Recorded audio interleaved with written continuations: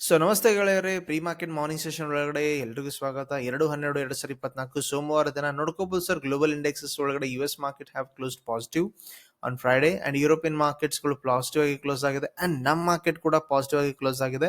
At the same time gift Nifty ಸದ್ಯದ ಮಟ್ಟಿಗೆ showcase ಮಾಡ್ತಾ ಇರೋದು +50 points and versus Asian markets showcase ಮಾಡ್ತಿರೋದು ಪಾಸಿಟಿವ್.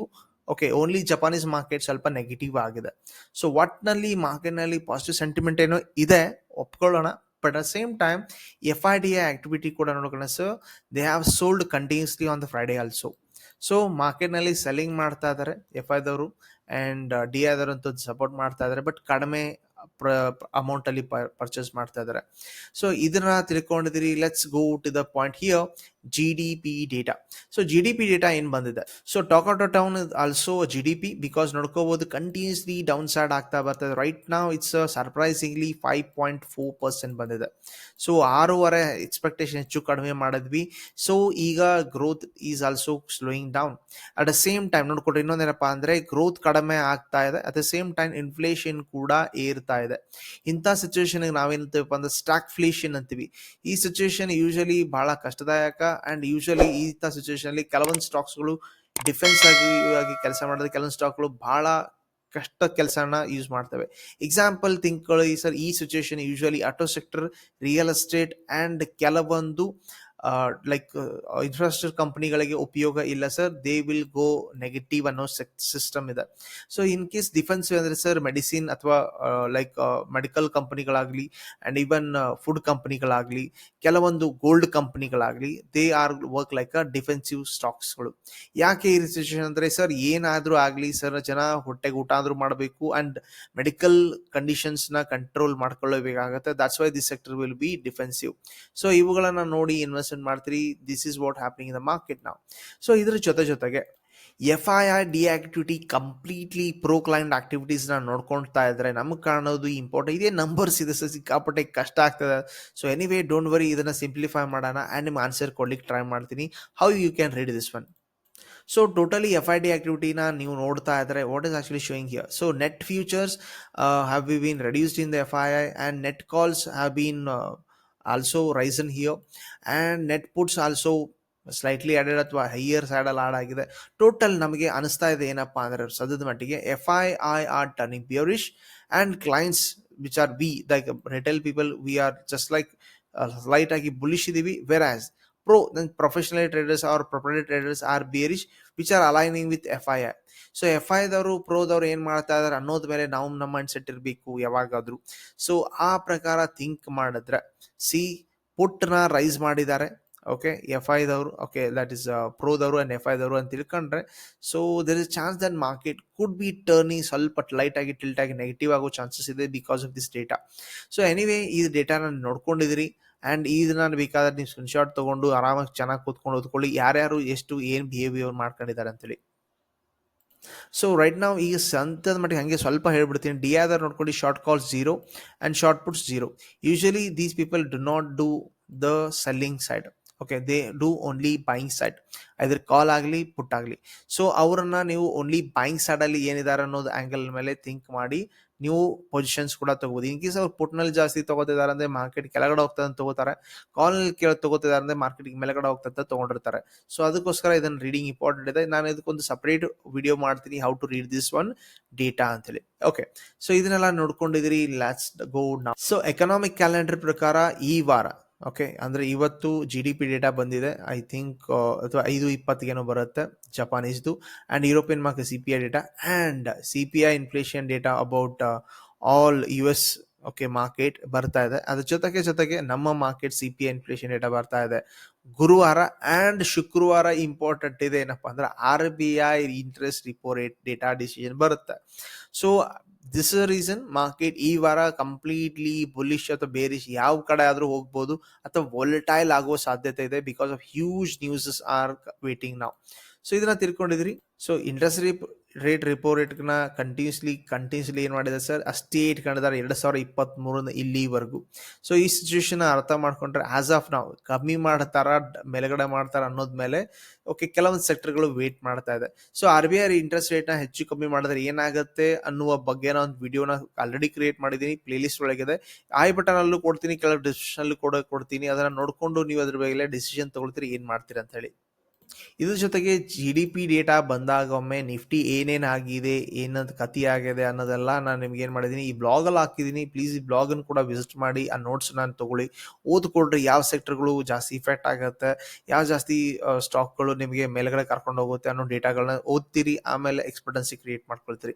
ಈ ರೀತಿ ಎಕನಾಮಿಕ್ ಕ್ಯಾಲೆಂಡರ್ನ, ಎಕನಾಮಿಕಲ್ ಥಿಂಗ್ಸ್ನ ಸ್ವಲ್ಪ ತಿಳ್ಕೊಂಡಿದ್ರೆ ಜಾಸ್ತಿ ಓನ್ಲಿ ನೀವು ಇನ್ವೆಸ್ಟ್ಮೆಂಟ್ ಮಾಡಲಿಕ್ಕೆ ಶಕ್ತ ಆಗುತ್ತೆ. ಬಹಳ ದೊಡ್ಡ ಟೈಮ್ ಹತ್ತದ ಸಹ ಹಾರ್ಡ್ಲಿ 5 to 10 minutes ಓದಿ ಇದನ್ನ ಕಲ್ತ್ಕೊಂಡು ಇನ್ವೆಸ್ಟ್ ಮಾಡ್ತೀರಿ.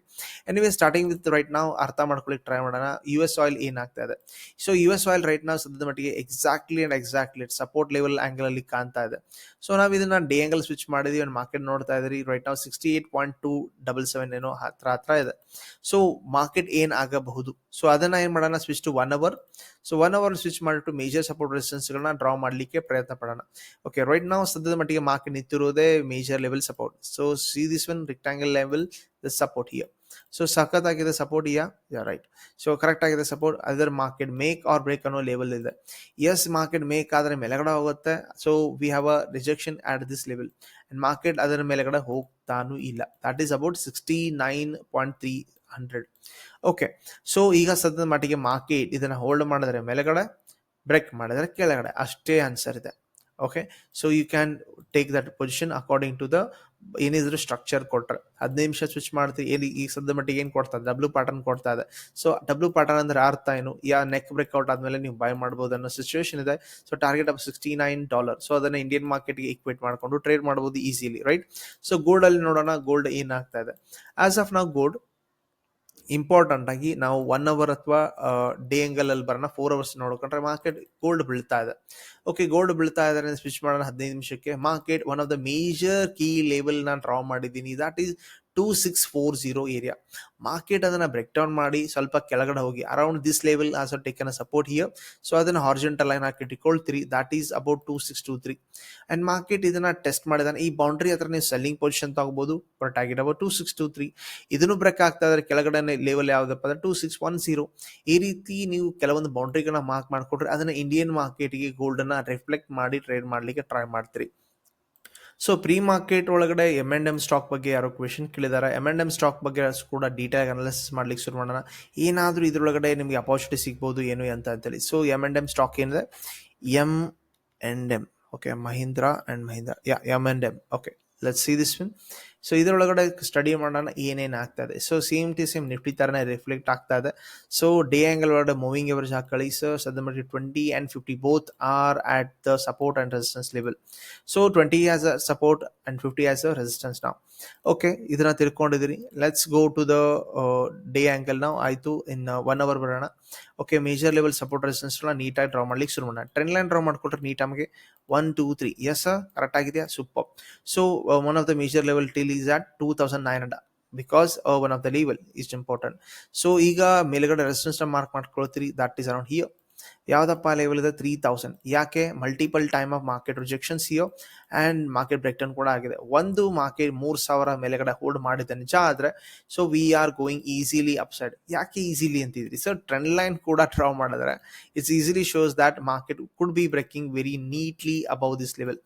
ಸೊ ಇಲ್ಲಿ ಎಲ್ಲ ಆಂಗಲ್ ಅಲ್ಲಿ ನೋಡಿದ್ರೆ ಇಂಟ್ರೆಸ್ಟಿಂಗ್ಲಿ ಮಾರ್ಕೆಟ್ ಇಲ್ಲಿ ಇದನ್ನ ಬ್ರೇಕ್ಔಟ್ ಆದ್ರೆ ಸಖತ್ತಾಗಿರೋ ಮೊಮೆಂಟಮ್ ಆಗುವ ಸಾಧ್ಯತೆ ಇದೆ. ರೀಸನ್, ರಿಜೆಕ್ಷನ್ ಟ್ರೆಂಡ್ ಲೈನ್ ಇದೆ, ಅದ್ರ ಜೊತೆಗೆ ಮೇಜರ್ ಹಾರಿಜಾಂಟಲ್ ರೆಸಿಸ್ಟೆನ್ಸ್ ಇದೆ. ಇದನ್ನ ಬ್ರೇಕ್ ಆಗ್ತಾ ಈಸಿಲಿ ಹೋಗುತ್ತೆ. ಅವಾಗ ಇಲ್ಲಿ ಮಿಡಲ್ ಅಲ್ಲಿ ಸ್ಟಾಪ್ ಲಾಸ್ ಇಟ್ಕೊಳ್ತೀರಿ ಕ್ಯಾಂಡಲ್ ಬಾಟಮ್ ಅಲ್ಲಿ, then you can expect the market to the upside.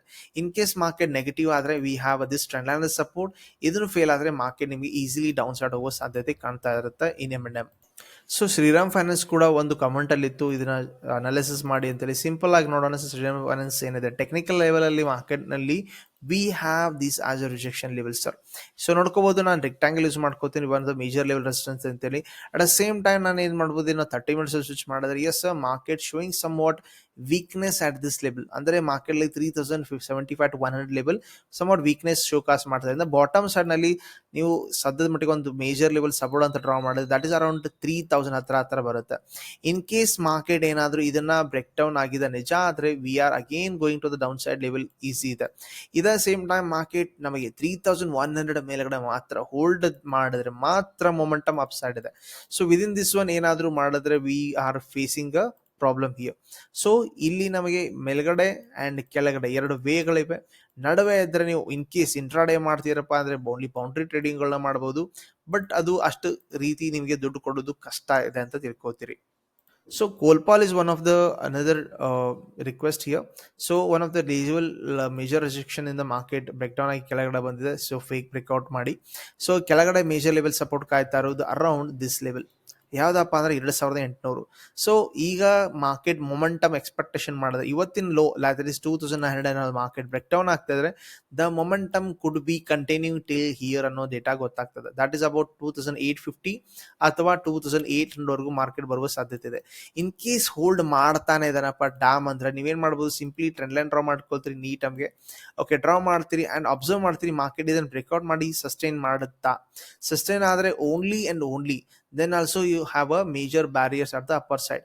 Okay, so ಇಲ್ಲಿ ಕೆಳಗಡೆ ಮಾತ್ರ ಈಸಿ ಇದೆ in Kolpal. So do check this one position and take trade accordingly. So in pre-market morning session ಒಳಗಡೆ ನಾವು discussion ಮಾಡಿದ ಪ್ರಕಾರ yes we are seeing that FI ದವರು selling ಮಾಡ್ತಾ ಇದ್ದಾರೆ. ಸೊ ADRಗಳು ನೋಡ್ಕೊಂಡ್ರೆ ಎಸ್ ಇನ್ಫೋಸಿಸ್ ಆಗಲಿ, ICICI ಬ್ಯಾಂಕ್ ಆಗಲಿ, HDFC ಬ್ಯಾಂಕ್ ಆಗಲಿ, Wipro, okay all are been close negative. So ಈ ಸಿಚುವೇಶನ್ಸ್ನ ನೋಡ್ತಾ ಇದ್ರೆ ಅಂಡ್ GDP ಡೇಟಾ ಮೊನ್ನೆ ಬಂದಿರೋದ್ರಿಂದ ಮಾರ್ಕೆಟ್ನಲ್ಲಿ ಇವತ್ತು ಸ್ವಲ್ಪ ವೊಲಟಾಲಿಟಿ ಆಗುವ ಸಾಧ್ಯತೆ ಇದೆ. ಸೊ ಯಾವುದೇ ಪೊಸಿಷನ್ ಮಾಡೋಕ್ಕಿಂತ ಮುಂಚೆ ಹೆಜ್ಗಳನ್ನ ಮಾರ್ಕೆಟ್ನಲ್ಲಿ ಮೇಂಟೈನ್ ಮಾಡ್ಕೊಳ್ರಿ. ನಾವು ಯೂಟ್ಯೂಬ್ ಅನಾಲಿಸಿಸ್ ಅಂತೂ ಮಾಡಿದೀವಿ gap up gap down angle ಇಂದ.